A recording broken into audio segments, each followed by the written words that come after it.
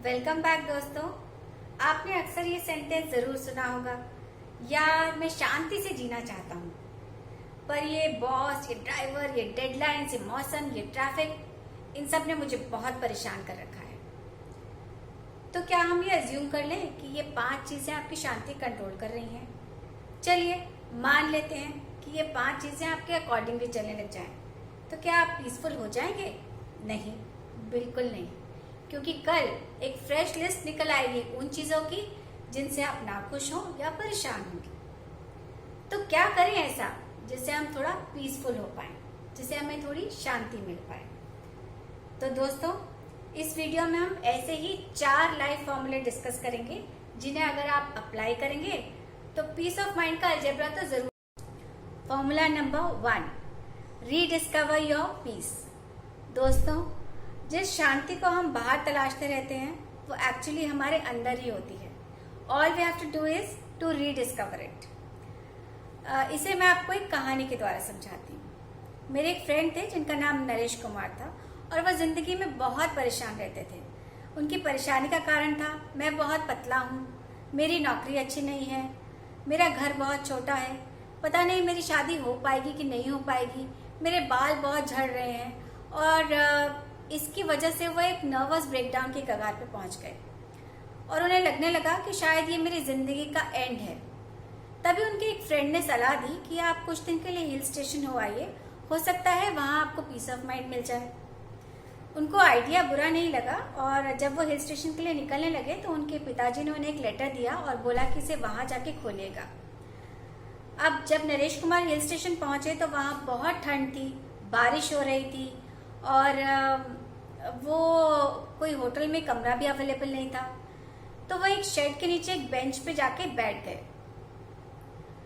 और क्योंकि कुछ करने के लिए नहीं था तो उन्होंने वो लेटर खोला और पढ़ना शुरू किया। उसमें लिखा था, बेटा आपको कोई फिजिकल या मेंटल प्रॉब्लम नहीं है और ना ही ये सिचुएशंस आपके डिप्रेशन का कारण है। जिस दिन आप ये समझ जाओगे कि आपको अपना पर्सपेक्टिव चेंज करना है, अपना आउटलुक पॉजिटिव रखना है, उस दिन आपके हालात ठीक हो जाएंगे, वरना आप पहाड़ों पे जाके भी बेचैन ही रहेंगे। अब वो चिट्ठी फोल्ड करके वो फिर से सिर झुका के बेंच पे बैठ गए। तभी वहां पे एक आदमी आया जो भीगा हुआ था। उसने अपना सामान बेंच पे रखा और बैठ गया और बैठते ही वो उठ खड़ा हुआ और बोलने लगा, वाह क्या नजारा है, कितने ऊंचे ऊंचे पहाड़ हैं, कितने हरे भरे पेड़ हैं और ये बारिश की बूंदें जब इस झील पे पड़ती हैं तो ऐसे लगता है जैसे हजारों मोती बिखर गए हों। उठो देखो तो जरा। जब नरेश कुमार उठे और उन्होंने अपनी गर्दन घुमाई तो वो उस सीन को देखते ही रह गए और धीरे धीरे जैसे वो सुंदरता और वो पीस उनके दिल में उतरने लगी और उन्हें उस लेटर का मतलब समझ में आने लगा।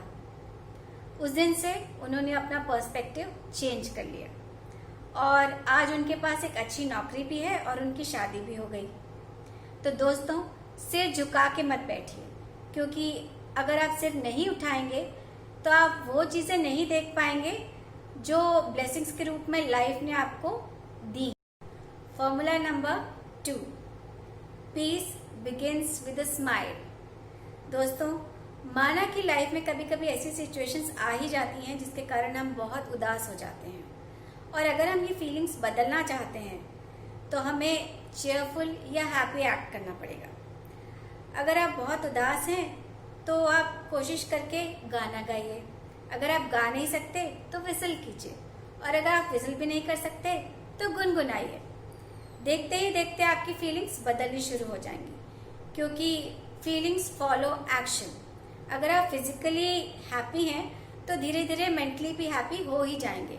चलिए इसे एक कहानी के द्वारा समझते हैं। मेरे एक फ्रेंड थे जिन्हें बहुत तेज बुखार आ गया और बुखार के चलते उनकी किडनी में कुछ कॉम्प्लिकेशंस शुरू हो गई, जिसके कारण उनका बीपी हाई रहने लगा।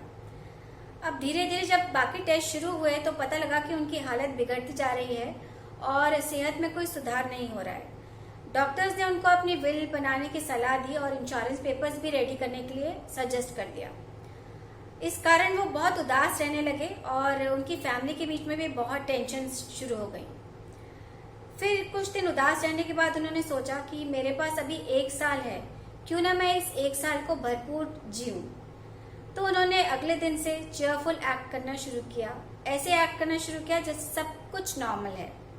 ये करना शुरू में उनके लिए आसान नहीं था, पर धीरे धीरे इसकी आदत सी हो गई। इसका सबसे पहला असर उनकी सेहत पे दिखने लगा, क्योंकि उनकी सेहत धीरे धीरे सुधरने लगी। बीपी नॉर्मल हो गया, फैमिली के साथ रिलेशंस भी अच्छे होने शुरू हो गए और आज 2 साल के बाद वो बिल्कुल स्वस्थ हैं, उनका बीपी नॉर्मल है और वो ये सोचते हैं कि अगर उन्होंने चेयरफुल एक्ट नहीं किया होता तो शायद डॉक्टर्स की भविष्यवाणी।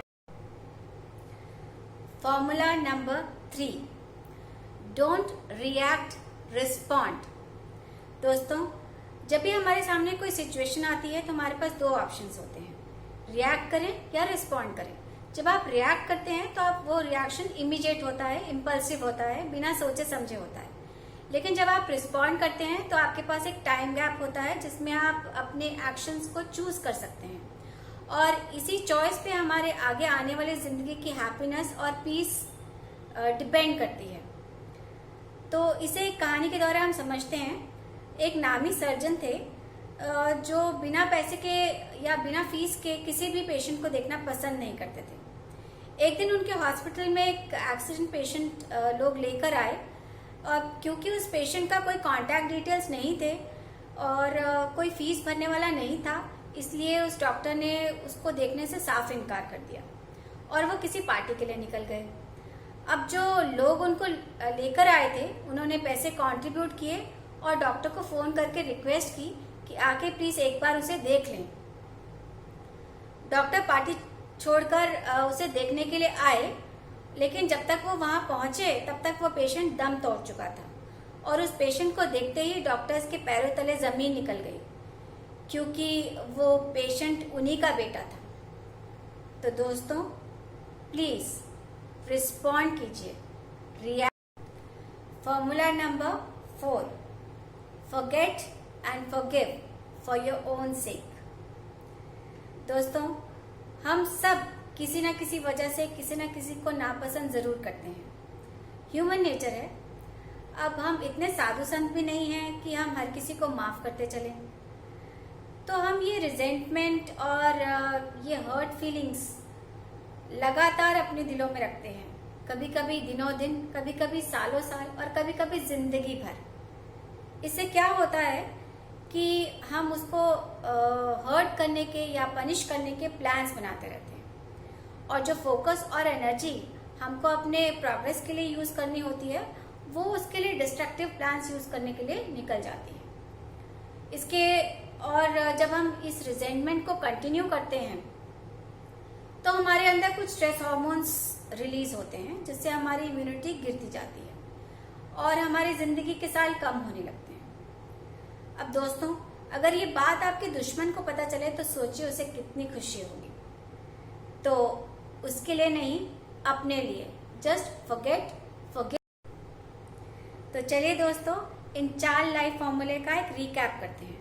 First, rediscover your peace. Second, peace begins with a smile. Third, don't react, pause and respond. Fourth, forgive and forget for your own सेक।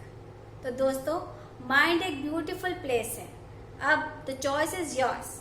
अगर आप उसे हेल से हेवन बनाएं या हेवन से हेल बनाएं। अगर आपको कोई भी क्वेरी हो तो आप कमेंट सेक्शन में आके जरूर पूछिएगा। ऐसे ही और इंटरेस्टिंग वीडियोस देखने के लिए प्लीज लाइक कीजिए, शेयर कीजिए और सब्सक्राइब कीजिए। Good bye.